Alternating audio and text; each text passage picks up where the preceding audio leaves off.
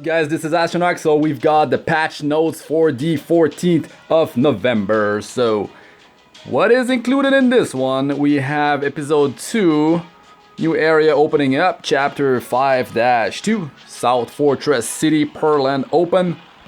And we have a new hero. I'll get to that hero in a second. Well, in a few minutes actually.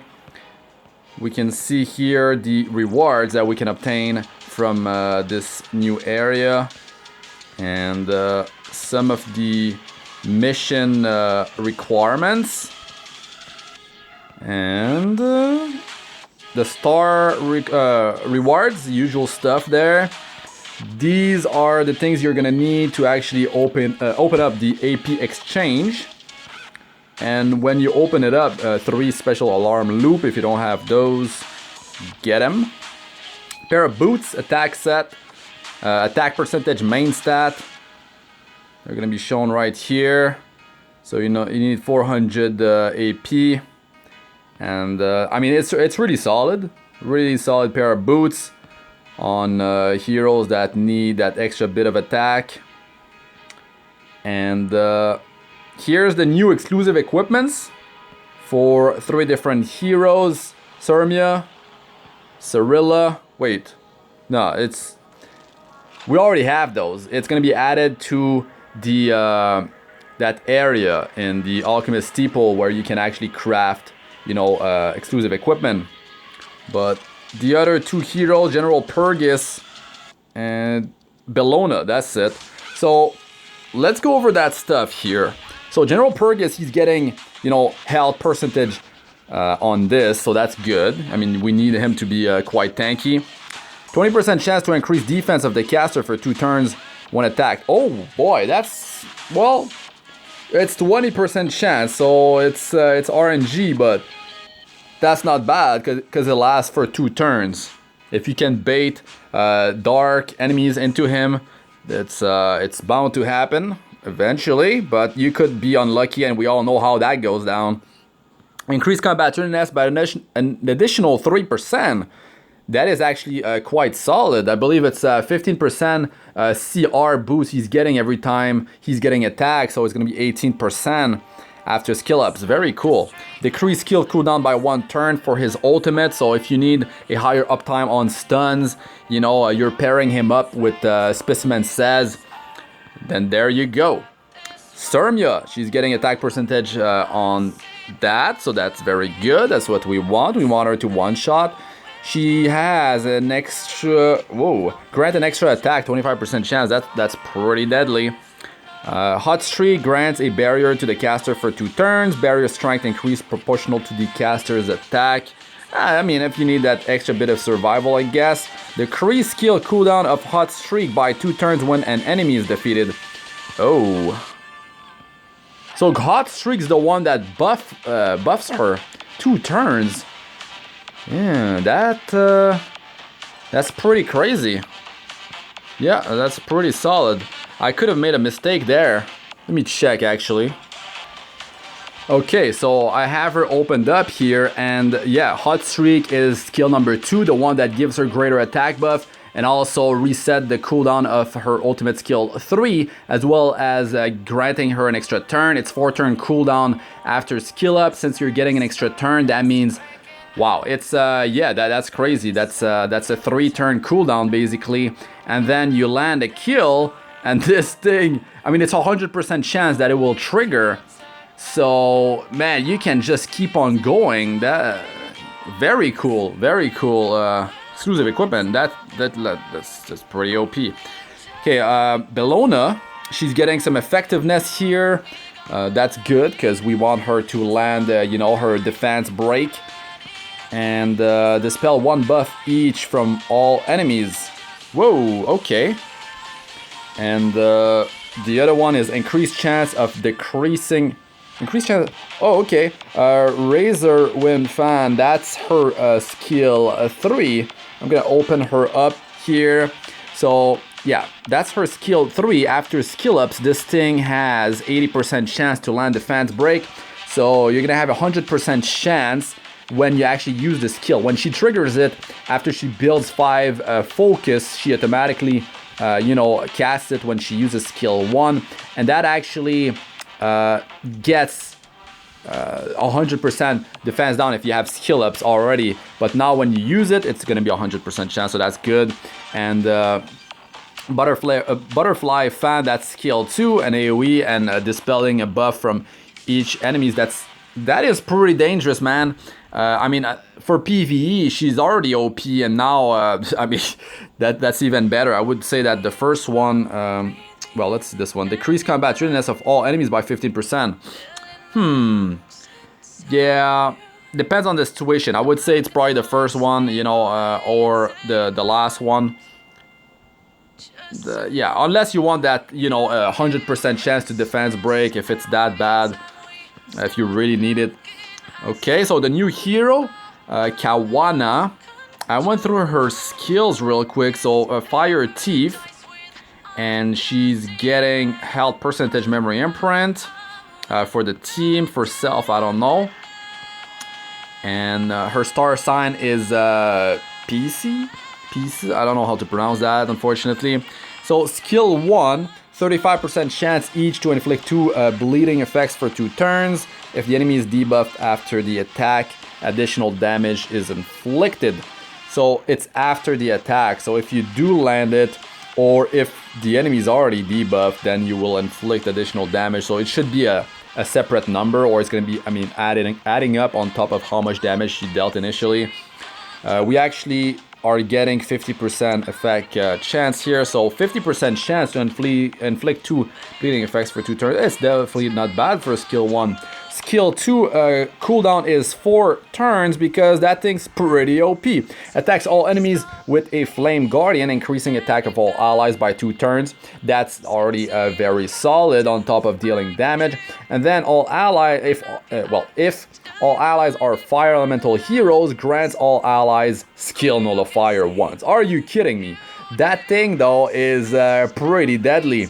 So I mean, I doubt we're going to be seeing some mono fire teams in PvP, but I mean, you could do it in Guild Wars pretty easily, especially if the enemy team has like 2 earth, heroes, so it could happen there, but most of the time players are trying to balance the elements on their defense. Might be just like a PvE hero. So let's see here. Attacks the enemy with a Flame Guardian, stunning. No, that's the thing though. That's the stun right here. So stun for 1 turn before dispelling 2 buffs. That is very powerful. Increased damage dealt when all allies are fire elemental heroes. There we go. Like I feel like she could definitely be used in Guild Wars though, with that skill in combination of with skill 2. Definitely could see some play, because I mean the stun's already super powerful on top of dispelling 2 buffs. Then more damage if all fire, then the skill nullifier. Kinda ridiculous here. Kinda ridiculous. Cooldown 4 turns here. You could have her, you know, on Rihanna Luciella 5-star artifact to get an extra turn. Could be pretty interesting actually. Yeah, depending on her stats though. So story log feature added. We're gonna be able to revisit previous conversations that had occurred. Players will be able to view the story log via a pop-up. Players will be able to exit the story log at any time by tapping the tap to close button. NPC icons that are not displayed in the story log will continuously be added in updates to come. Okay, so that's how it looks. That's the dialogues. Oh, okay, so that's it. So you just press on the log if you want to read it like real quick, I guess, instead of you know, going through like pressing, changing. Like, yeah, it's gonna be faster if you just want to go through it real quick. Other improvements and bug fixes. Looks like they're just changing the description of Yuna's skill, homing laser, and her exclusive equipment. So nothing is actually changing here. They're just making it more, I guess, readable. A bunch of issues that were fixed here. Let me just go through this real quick and see if there's anything that catches my eye.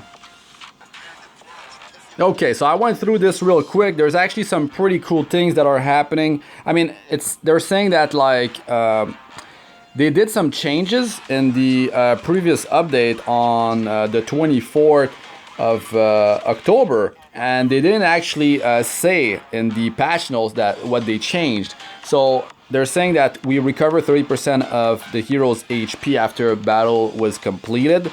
We did recover some HP before, but I think like they increased that amount. Maybe it was 15 or 20%. Now it's 30%, so that's cool. And then in adventure side stories, a change was made. So if a hero is defeated in battle, they would recover 10% of their health. Like that would be like on a new battle, of course. But I believe like in side stories, if you actually like die, you come back with full HP. So it's mostly for adventure, and maybe they're talking about unrecorded history. That's why. A change was made to the side story that players have the probability to acquire Epicalis if they clear a stage with a difficulty of normal or higher in any side stories. So that's cool because it used to happen on hard and hell, I believe, only. So now we can actually get Epicalis in normal difficulty or higher. And there were some stages where we were able to get Epicalis in normal difficulty before, though. So yeah, improvements will be made so that the players. What else is there? There was some pretty decent stuff, I guess, or that was it. Oh yeah, Guild Wars. There is some new music. They're saying here 3 different background music: Guild War Preparation, Guild War in Progress, and Guild War Battle. There's a Moonlight package, you know, in the shop, it looks like. And I mean, I don't know about all this stuff, but you could only purchase 1. Now you can purchase 2 during the sale period.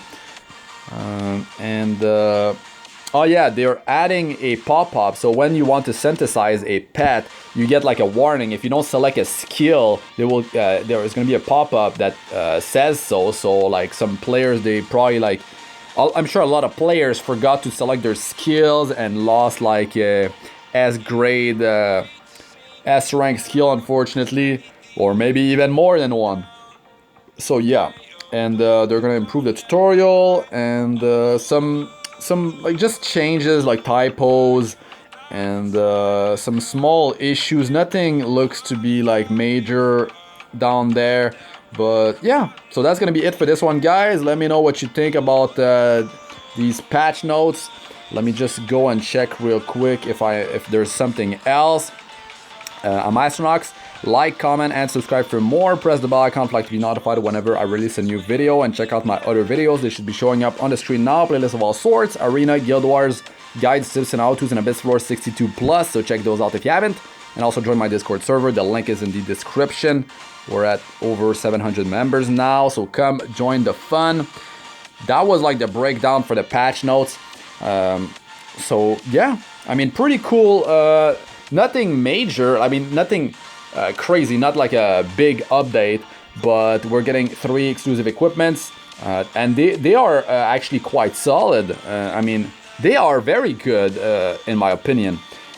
That new hero is actually very powerful, and yeah, she could definitely see some play in Guild Wars on offense, of course. But for the most part, it's gonna be in PvE. PvP, it's based on like her stats. I mean, if she's too squishy, maybe not. But if you have the speed and you go first, you can definitely make it work, because I mean, she's got skill nullifier if you're running a full fire team. So if you see that the enemy's defense has, maybe just one, ice hero, not a support that's gonna heal forever and you won't be able to kill, but like if they're running maybe a damage dealer that is ice and the supports are of the other elements, or they're going too heavy on the earth heroes, then yeah, you could bring that hero along with 2 other fire heroes, and it could definitely work out. But yeah, you might need to rely on speed for that one.